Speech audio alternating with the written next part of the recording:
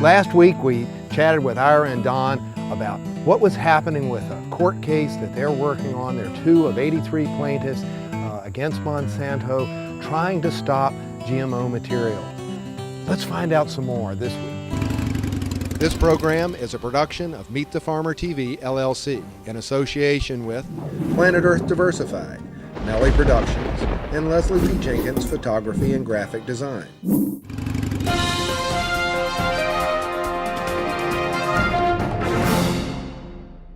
Well, now in the 80s, the late 80s, before Virginia did the 1990 Virginia Food Act, which we campaigned vehemently for, thinking it was going to protect us from all of this. Right. Monsanto came to us in the organic certification, quoting Rachel Carson, that we can make the plants have their own insecticides so your organic growers won't have to use them. And we were like, no. And I mean, they offered money. They were going to pay for the whole organic certification program and greatly support it, as long as when we wrote the regulations that modified materials were no different than Gregor Mendel crossing peas, and that plants that were developed to be resistant against diseases and insects were automatically organic because there was no applied herbicides, pesticides, fungicides. And I think talk about a Trojan horse, huh? Yeah, it was, well, it alarmed a lot of us, but we didn't really understand what was going on. But it was their genuine belief. And I recently heard something on NPR where Rachel Carson retracted some of that stuff that she had said. Like, it seemed like a really good idea that we'd breed plants that made their own pesticides and therefore we wouldn't have to apply them. And certainly that's better than DDT, but it's not. Toward the end of her life, she was like, whoa, wait a minute, this is not going the right direction. Well, it's not better than DDT. The stuff that's going on, the health issues that are going on as a result of what they're doing is worse than DDT, I believe. And we just had a study from MIT that began to expose the health issues related to glyphosate, which is the active ingredient in Roundup, which is the herbicide that goes with all of their transgenic all of Monsanto's transgenic crops. And we're probably sitting on it now. I'm sure. I'm sure it's used in these parking areas. Yeah, likely so, because it's used on the roadsides commonly, and so it could well be. But they showed a host of diseases that are being exacerbated, made worse, caused directly as a result of all of the glyphosate that's in us already. And it not only is it around where farmers, from spray in Argentina, there's a big issue with the spray drift down there where people live close to the places where people are they're growing these large soy plantations. But nonetheless, it gets in the rain. In other words, it evaporates off when you spray it and gets up in the rain, falls on the urban people. In Germany, they found that urban people have glyphosate in their urine 5 to 20 times the rate at which it's allowed in drinking water. And how does urban people get all that much glyphosate, in their bodies? A lot of corn tacos. I guess so. Well, I mean, is it coming through in the food? Or? It does come through in the food. It even comes through in the meat, you see, because now animals are consuming it. And then now that they're spraying it on alfalfa, and even before that, there's farmers who spray down alfalfa, to kill it with Roundup before they make haylage out of it. That's been a practice. And so you've got animals who've been eating, that high quantity of glyphosate that's left as a residue. I think there's a practice on potatoes too. Really? To set the skin on potatoes to use an herbicide to kill it. Yeah, right. So that the plant dries and sets the skin on the I didn't know tubers before they dig them. That's how you get those tough potatoes in the store that last for 18 months. See, but people think that this herbicide just is on the plant and it washes off, but that's not true.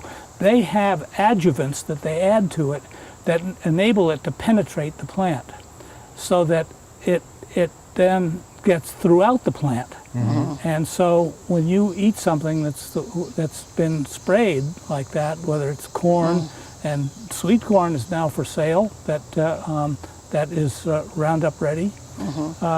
So when you eat that, you're getting this glyphosate, and it's a two-pronged issue. You've got health issues from the seeds, from the transgenic character of the seeds, and you've got health issues with the glyphosate. The companion chemical. That's right. And even in minute quantities, glyphosate is a huge health issue.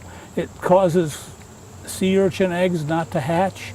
It causes birth defects in birds, in frogs, and chickens.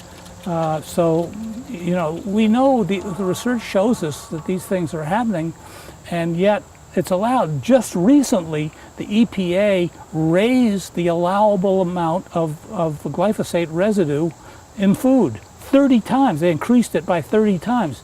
Every other nation in the world has a lower ratio, a lower allowance for it than we had before. Right. But with this Now country, we're 3 times. yeah, now we've So raised how it. do the farmers? I mean, I can understand the financial pressure on the farmers. We spend 90% of the cost for us to grow things is to keep the weeds and the bugs and the diseases out. And what used to be done hoeing, you can't do anymore. I mean, you can't hire anybody to hoe. And if you do hire somebody to hoe, you're paying them $10 an hour, and then they get carpal tunnel, and you're paying medical bills for the rest of their life. So I don't know how do we go back to a way.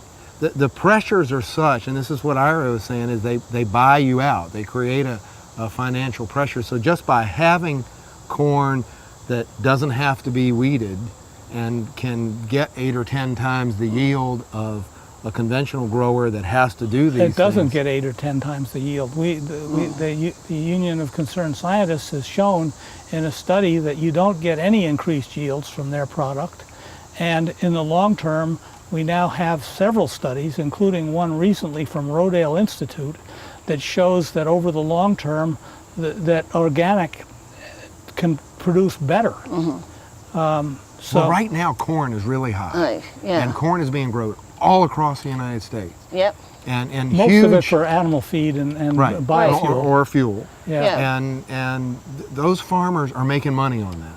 Yeah. And there is Yeah. no way that you can get them to grow non-GMO corn. Right. Oh, that's Because right. they're gonna Here's just the thing, but plant here, that let once. me tell you some good news, maybe, is any number of people, including right here in Virginia, Cliff Slade at Virginia State is showing farmers who can take 2 acres intensively planted with food crops that are not commodity crops and get the same profit that they would growing 50 and sometimes 100 what is acres. 42, 580 Yeah, yeah. program. We went down and we were looking at that, and there's an unfortunate hole in what he did there. He actually planted that little organic plot in the middle of a multi-year GMO field. So that was a GMO cornfield for many years there, and so he grew, and he got 3 months without any disease and weeds and insects. But by the time we were there to see it, it was eaten up with cabbage loopers, and so it's. And he was saying, well, it didn't look that bad a few weeks ago, and we didn't have to spray anything, and we just used our plastic mulch and stuff. But it's not a sustainable thing. Right. It's not something that you could do what he was saying to do for 15 years in a row. It was not. You've gotta rotate. You can go in to a field that's had this GMO material and the ground sanitized with herbicides for 10 years, and you can grow one crop of cabbage and stuff, and it'll be beautiful, great. It's the biggest thing we had in organic certification, is people would do that. They'd go in the middle of their cornfield, they'd make a little plot, and they'd grow some pumpkins or tomatoes or something, and they'd have one wonderful year. Huh. And the regulation was actually written with a 3-year stipulation to Invasion. prevent that. Because that was the plan that was coming out of the growers. Our rotation will be genetically modified wheat, corn, and soybeans, and an organic crop. Because we'll kill all the weeds, we'll kill all the bugs, we'll grow one organic crop, and then we'll go back to the modified materials and the chemicals. I don't know about the exact thing of cliffs, but this is something that I know for a number of our growers, our seed growers, who were not organic, or some of them were, who, actually went through the 3 years to become organic, and they are still making a good amount of money from their 2 or 3 acres. Phenomenal investment. It's very different financial plan than the guy that's making money on the ethanol corn now. They can just pay somebody one time to drill it or plant it in with the chemicals right in the ground and then come back and harvest it. The people that are really doing the seed saving and the organic growing, they're investing all the time. And the whole season they're monitoring stuff, and they're doing a lot of hand work, they're composting and adding materials. And I'm not, and that doesn't show up. When you walk into Whole Foods and you see the carrots grown in the desert in Israel and the carrots grown here in Virginia, the amount of effort that's different between the two doesn't show up. But what happens is one guy survives because he makes enough money, the other guy fades away. And that's what I'm worried about. What you're saying with the genetically modified is they create a financial system that whether we win fighting or not, we all fade away because none of us survive long enough for our kids to keep doing saving seeds.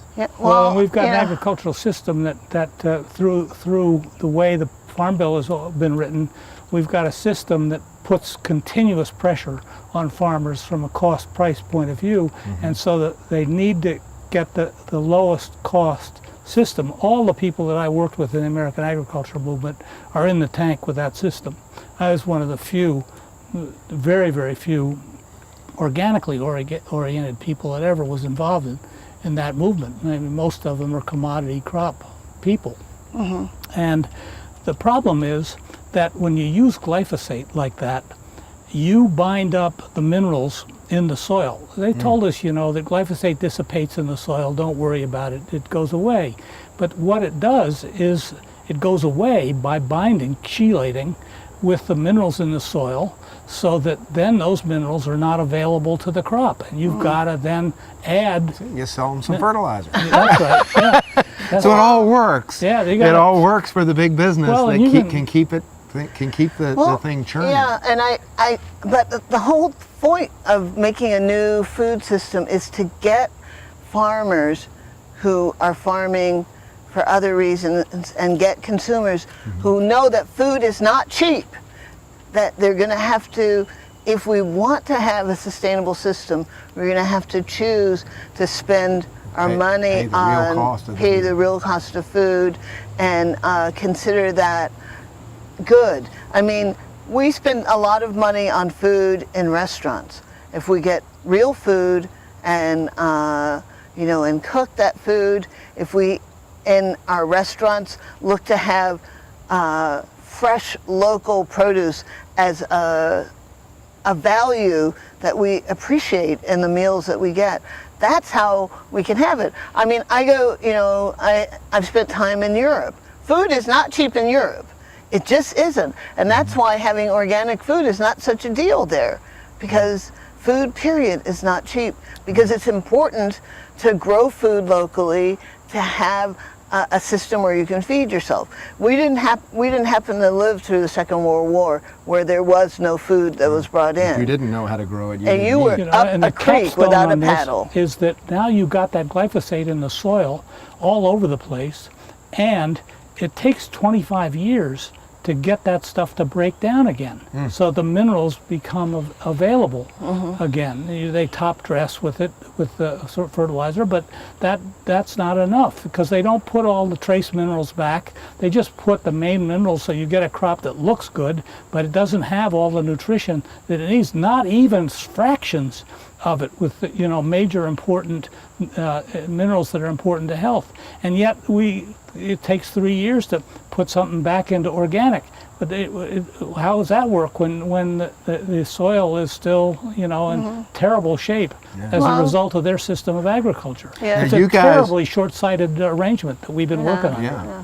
Now you guys are just two Yeah. of 83 plaintiffs? Absolutely. That's right. Yeah. Yeah. And so the 83 plaintiffs have gotten together, and this suit is to stop the concept of being able to patent. Well, that's gene one of modification. the things that we're hoping for. It has a number of points. That is one of them. So it's One not of the specifically against one company, it's just... No, it's against Monsanto Monsanto. specifically, but it will affect others if we win. If we win. We contend that their patents should be invalidated because they never should have been issued. They are harmful, and we will show in court what the issues are that make these crops a terrible idea from the start. And but the main issue ahead of that is that we want a declaratory judgment from the court that attests that we have done nothing wrong if our crops get contaminated by their crops, and therefore they can't sue us for patent infringement for possessing. See, if we were to go after them for damages to a crop because of the contamination, they would come right back with a countersuit.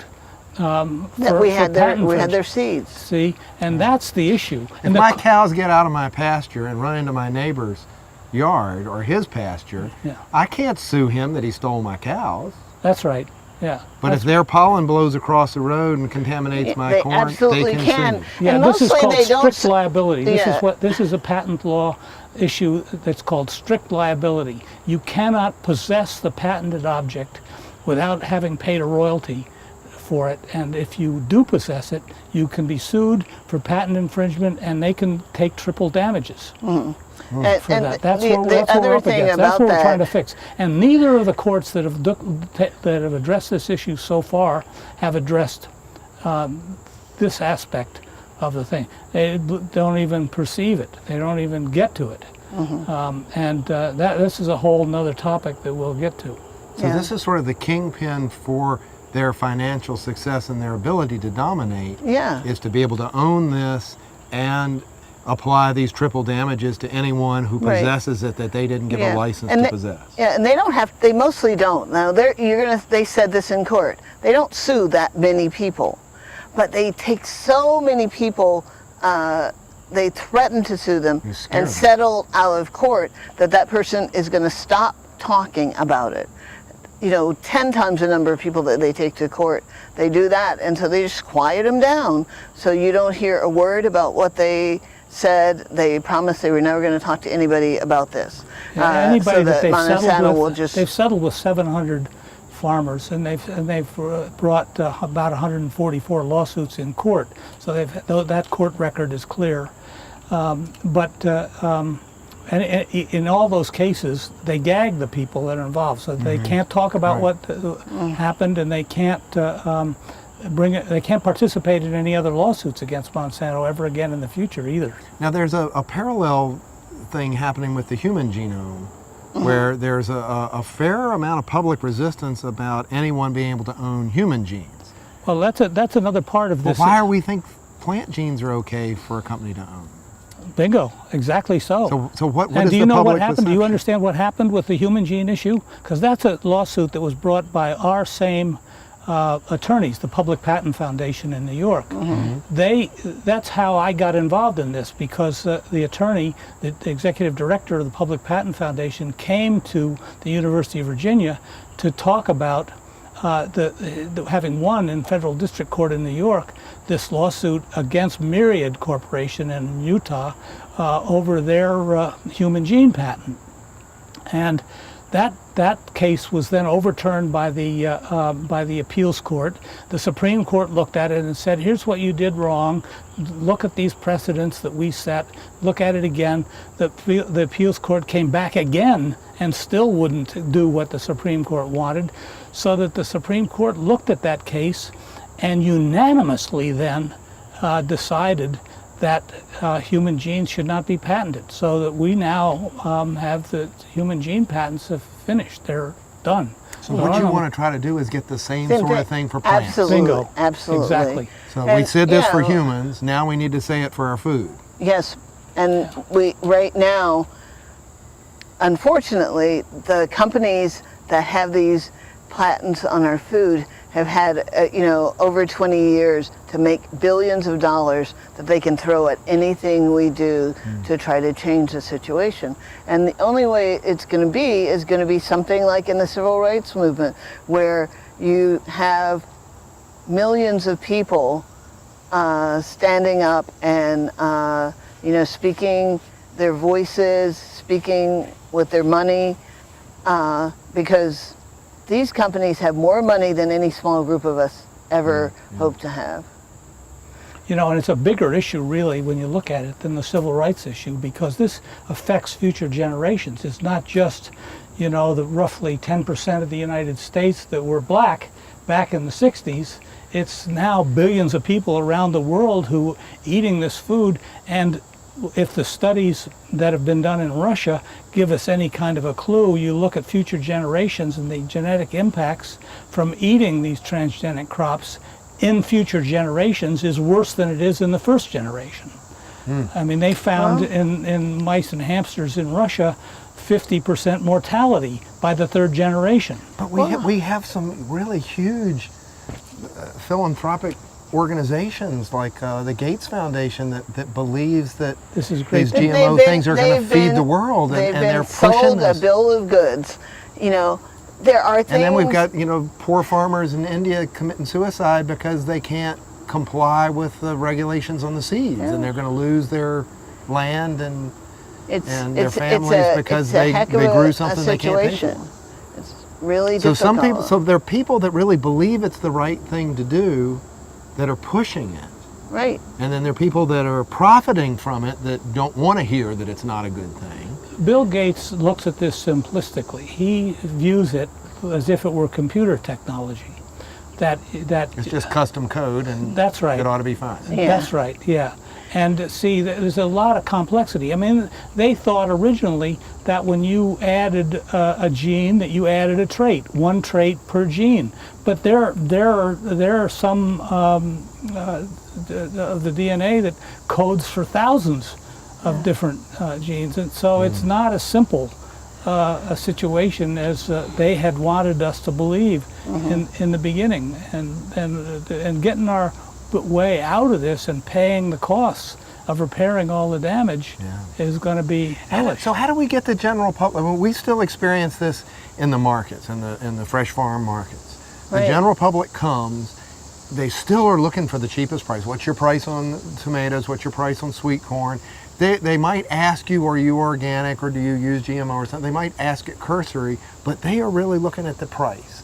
And if the guy down here has got 5 ears for $1 and mine's 3 ears for $1, even if his is Roundup Ready, they're going to go for that. Well, and they if don't I even know how cook it's it, grown. They're not if I even, cook it and give it to them with some butter, they'll pay me $2 for it.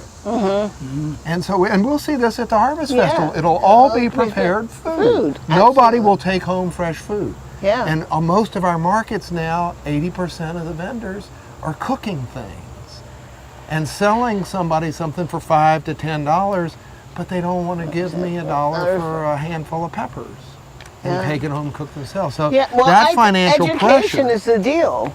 Nobody has any time. Well, what I think Our lives is are so important pressure, they don't is have time to to work with cook. schools. I mean, what we do at Southern Exposure is we spend a lot of our resources on education. We work with school groups, we work with 4-H groups, we work with food pantries, and all of these kinds of places that are giving people the idea that you can make a difference in your life, in the life of your family, by taking the time.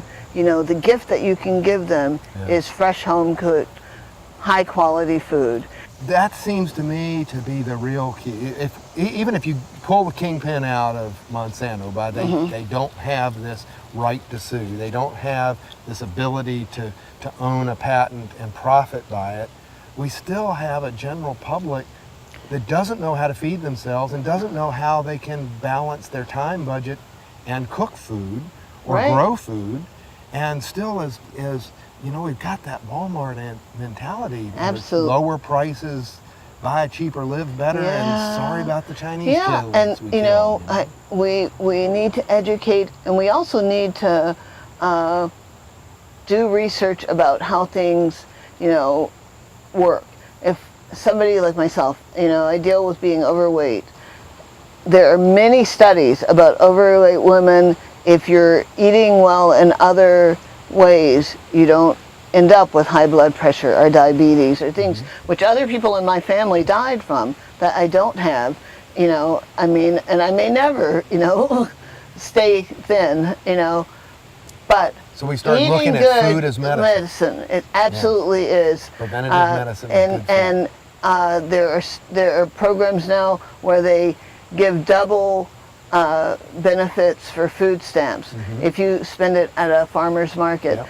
And the ones that are robust have shown, decreases in diabetes and high blood pressure in particular, which are quite expensive to the state for poor people, of 10% or more in like 2 years. So there's really a public benefit to, instead of subsidizing the corporations that are suing the farmers trying to grow things, to subsidize those farmers to keep growing things that might be a little more difficult and less profitable to grow, but are Absolutely. healthier. And Don, what you're saying is this is a multi-generational thing. Yeah. It's not just that we might get sick from that particular feed we get, but we might pass this on to multiple generations where we become intolerant and our health breaks down. So this is sort of like a global residual change in the gene pool that will affect all humans. That's right, Yeah. for generations to come. Yeah. That's Yeah. what we're up against. Yeah, and we can make a difference right now. As I tell, every time I give a talk, I say, if you want to have good food, vote with your dollars. Buy good food, cook good food, teach your children to love good food. Right. And know where it comes from. Absolutely. Pay attention to where it comes from. I mean, you'll know this as well as anybody, but if you go to the grocery store, I don't care, the best organic grocery stores that we've got, you don't get food that has anything like the flavor that comes from the best sellers at the farmer's market.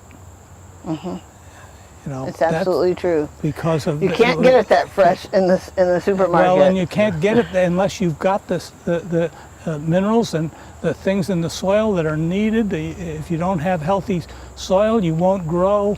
You won't taste the vitamins that are in there. You've got to get it from.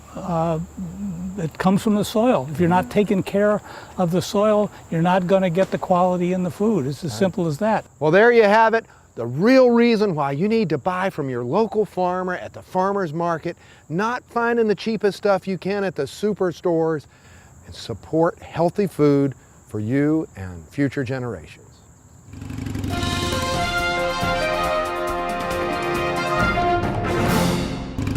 This program is a production of Meet the Farmer TV, LLC, in association with Planet Earth Diversified, Melli Productions, and Leslie P. Jenkins Photography and Graphic Design.